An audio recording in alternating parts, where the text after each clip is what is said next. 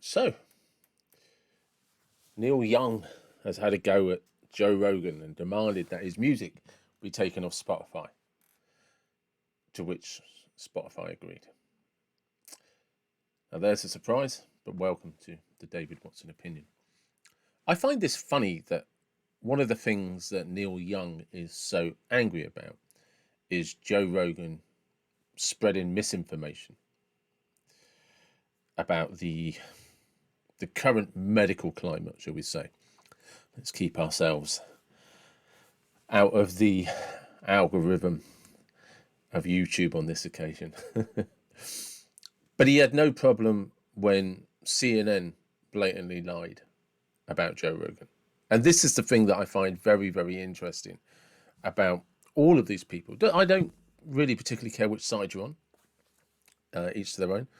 But when you only hold one side accountable and you don't look at the other side, which you may support and say, hang on, aren't we doing the same thing? And I think it's a fair comment to say that considering some of these organisations that are producing the vaccines have been given non-disclosure agreements for up to 50 years, they can't be sued.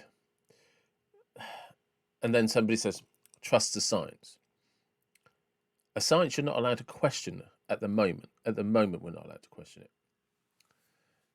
it. It doesn't raise confidence, does it?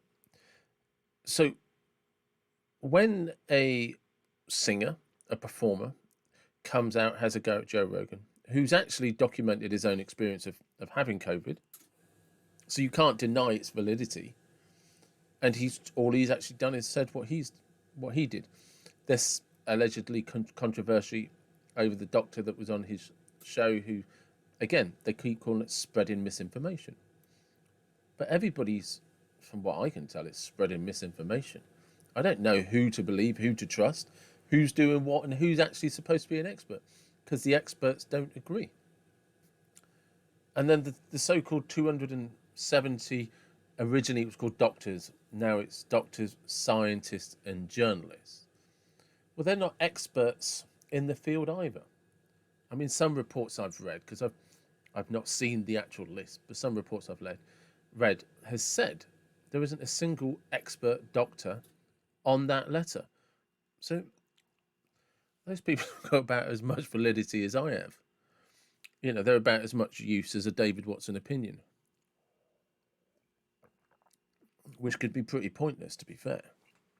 And going back to Neil Young, demanding that Spotify choose between him and Joe Rogan, and then his own lawyers had to advise him it doesn't work like that because you don't own the rights to your music. Apparently he sold off the commercial rights to his music, and he no longer has the authority or the power over his own products. He holds something like 30 or 40% of the rights. The majority of the rights belong to a record label. So he can't dictate anything, and his own lawyers had to tell him that, which he then, with his own good grace, said, oh yeah, turns out I don't have the authority or the power to do that anymore. And then on top of that, Spotify just went, yeah, sure, no worries, we will pull them. It's fine. So Spotify aren't even that interested in his back catalogue of songs anyway. But it's just crazy how not self-important, but maybe self-important is a good way of describing it. Now, I can completely understand the argument. If you want, I don't want to be associated with this guy. I'm not happy being alongside this guy. I can understand that. But I don't know what you're trying to achieve when you just turn and say, it's me or him. Either you get rid of him or I'm going. It's like, it's my ball and I'm not playing anymore.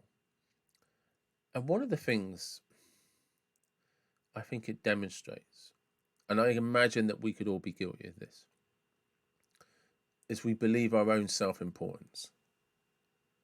There's nothing humble about what Neil did. The protest, I get that. Should he voice his opinion? 100%. Is he entitled to his opinion? 100%. But when you think you're that big and special that you can demand somebody be removed from a platform or you will leave, I think there's something seriously wrong with you. Because you're not talking about a massive crime here. You're talking about two people with different experiences. Joe Rogan has had COVID, has beaten COVID or recovered from COVID. Neil Young's been vaccinated. Right. So you both have two very different experiences, both of which are valid. But one of you is demanding the other guy is cancelled. And one of the things that highlights to me more than anything is Neil Young wouldn't give a flying fuck about you or me or anyone else. I don't see Joe Rogan, and never heard of Joe Rogan, demanding that somebody be removed from a platform, removed from a gig, or he will never talk to you again, will never have anything to do with you again. In fact, he often is just like, look, let's just agree to disagree. And I've always had a strong dislike for people that literally, when you have a disagreement with them, will go out of their way to try and destroy you. Because that's what Neil Young was doing. He's trying to, I don't like Joe Rogan. I don't like what he's got to say about anything. And let's be honest, Neil Young knows no more about COVID or vaccines than anyone else. He's no more of an expert than the rest of us. We're all on the same boat there. Unless you are a virologist, some specialist in viral diseases, viral infections, treating viruses, you're not an expert.